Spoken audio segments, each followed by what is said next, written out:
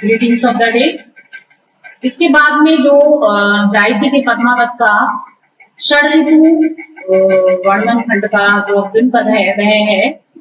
आई शरद ऋतु अधिक प्यारी, न कुमार कार्तिक उजियारी,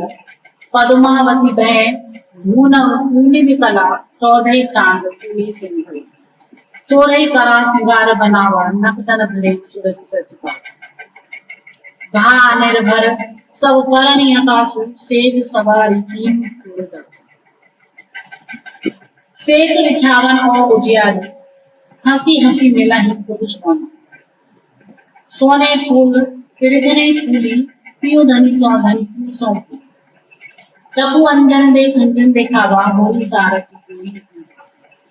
एही दुखंता पास जेही सुख देने के धनी हंसी लागे गले धनी गल के। तो यहाँ पर जो एक सुख की अनुभूति, एक प्रियतमा को जब प्रियतम उसके साथ होता है तो उसका सुख अनुभव वह करती है, उस अनुभूति का वर्णन पद्मावती उसी अनुभूति को कर रही है और मन ही मन इस अनुभूति के साथ में आनंद भी का भी अनुभव कर रही हैं और खुद यह सोच रही हैं कि वास्तव में वो स्त्रियां सर्वाधिक सुख भोग करती हैं जिनके पति उनके साथ में हैं, और किसी की अनुभूति का वर्णन कवि ने इस पद के माध्यम से किया है। कह रहे कि और शरद ऋतु का वर्णन किया है यहाँ पर शरद ऋतु के साथ में।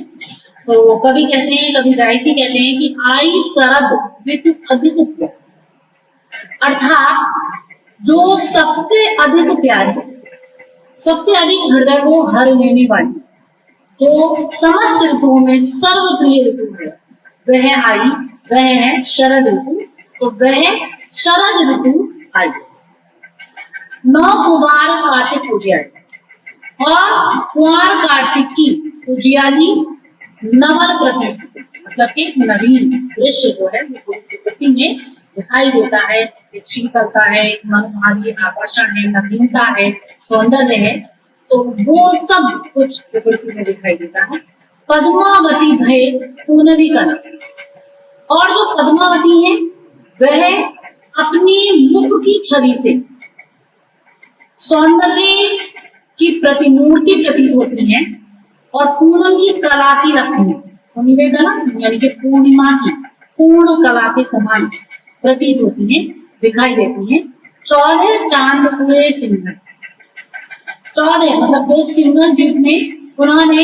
14 चांद के रूप में जो है वहां पर अवस्था प्राप्त की है। कवि के कहने का तात्पर्य यह है कि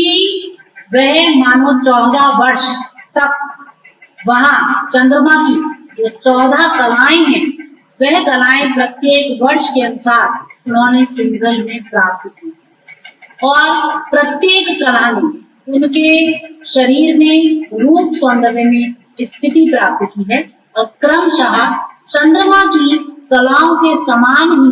समस्त कलाएं वर्ष वर्ष करके उनके शरीर में प्रवेश करती गई हैं, और इस प्रकार वह 14 वर्ष में चंद्रमा की 14 कलाओं से सुशोभित हो गई।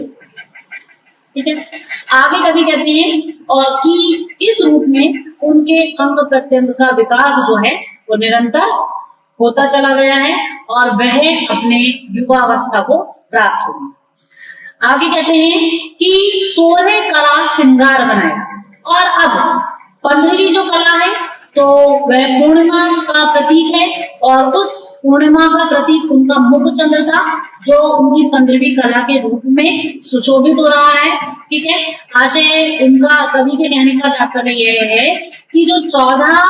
चंद्रमा की कलाएं हैं वो तो 14 वर्ष उनके युवा होने तक उनके शरीर में प्रविष्ट हुई है, उनकी देह में प्रविष्ट हुई है, और 15वीं कला के रूप में पूर्णमासी चंद्र के समान उनका मुख जो है वो सुशोभित हो उठा है। मुख पर चंद्रमा की 15वीं कला जो है वो सुशोभित हो उठी है, और अब 16 कला श्रृंगार बना, और जो 16वीं कला है तो वो 16वीं कला 16 श्रृंगार के रूप में उनके साथ में समन्वित हुई है और पूर्ण सौंदर्य को प्राप्त कर रही है। नवतन भरे सूरज शशिका, और अब जो संपूर्ण मतलब जो पद्मावती है, जो अपने आप में चंद्रमा की जो 14 कलाएं हैं, 15वां स्वयं उनका मुख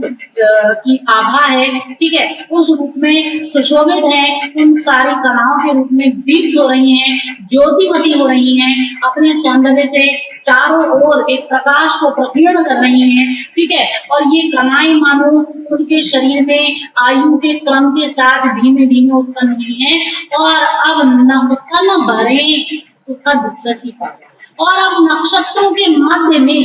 विराजमान वह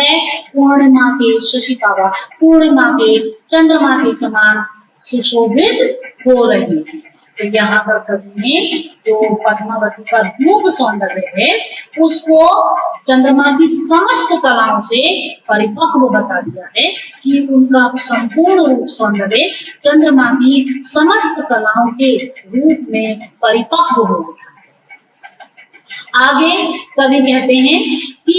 भा निर्भर सब धरणी आकाश, अर्थात भा निर्भर सब धरणी आकाश, अर्थात जो मतलब के अग्नि और अंबर, आकाश और पृथ्वी है, ठीक है, वो सब उस धरणी पद्मावती के रूप सौंदर्य से सब कुछ उजियाला हो गया है, सब कुछ निर्मल हो गया है, ठीक है, सेज सवारी भी और जो शयन कक्ष है, शयन शैया है, सेज को सजाकर उस पर उन्होंने फूलों की जो चादर है वो बिछा दी है, वो बिछा दी गई है, और श्वेत बिछावन बहुत उजियारी, और जो श्वेत मतलब ये कहना चाहिए श्वेत जो बिछौना है वो वहां पर बिछा दिया गया है, और इसी के साथ साथ जो उनका पूरा का पूरा वो मंदिर है वो उसकी चांदनी से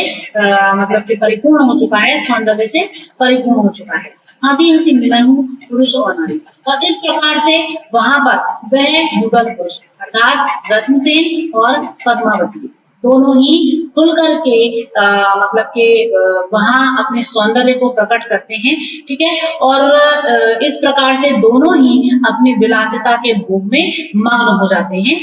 आगे कहते हैं कभी कि सोने फूल पिरथनी फूली, पियू धनी सो धनी पियू सो जुई।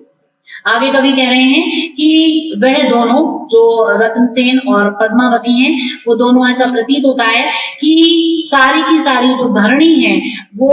स्वर्ण फूलों से लद रही है, उनका सौंदर्य, क्योंकि एक तरफ कवि ने पद्मावती को चंद्र के समान कहा है और दूसरी तरफ रत्नसेन को सूर्य के समान कहा है, तो उन दोनों का जो सौंदर्य है वो इस प्रकार प्रकीर्ण हो रहा है जैसे कि पूरी की पूरी जो पृथ्वी है वो स्वर्णिम फूलों से लदी फदी हो गई हो, और उस समय पीयू धनीसों और धनी पीयूसों मतलब के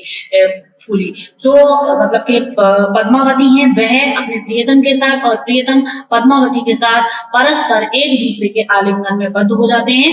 और चकु अंजन वे खंजन देखावा, और इस प्रकार से जो दोनों पद्मावती और रत्नसेन हैं वह एक दूसरे को प्राप्त कर उसी प्रकार अंजन जो उनके नेत्र हैं खंजन के समान प्रतीत होने लगते हैं, अंजन से लगे हुए मतलब काजल लगे हुए जो उनके नेत्र हैं वो खंजन की के समान प्रतीत होने लगते हैं, और वह एक दूसरे को प्राप्त कर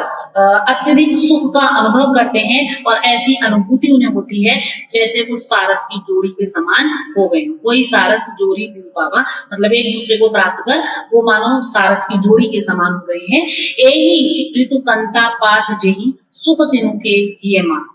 फिर यहाँ पर वही अनुभूति पूर्व पद के समान कवि ने अभिव्यक्त की है कि वही रमणियां जो हैं वो सुख का अनुभव करती हैं जिन रमणियों के पास उनके प्रियतम है, उन्हीं के हृदय में सुख का वास होता है। धनी हंसी लागे पिए गले धनी गल पिए के पास, और इस प्रकार से जो पद्मावती हैं वह इसकी अनुभूति करते हुए, इस सुख की अनुभूति करते हुए अपने प्रियतम का अपनी भुजापाश से और रत्नसेन अपने भुजापाश से पद्मावती का आलिंगन करते हैं और एक दूसरे के साथ सुखमय जीवन में डूब जाते हैं। धन्यवाद।